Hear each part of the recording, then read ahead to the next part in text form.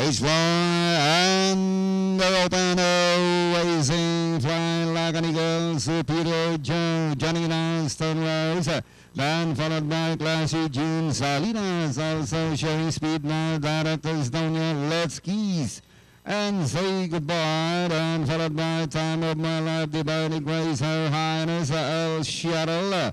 And at a straight they travel. Fly like an eagle. Takes the lead now by some 5 lengths. Superior Joe moving up now is Classy June. In between horses now is Directors Donya, and followed by Stone Rose. Salinas next on line. Let's kiss and say goodbye. And followed over by Time of My Life, Her Highness. Divine the Grace, long way back now El Shadow. And entry number 10, Storm Goddess. And as they pass the last 600, Fly like an eagle, sit in front. Here comes Directors Donya now running second.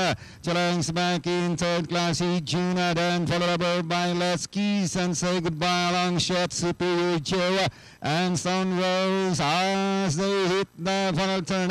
It is still Fly like an eagle. Leads by line. Classy June is running better.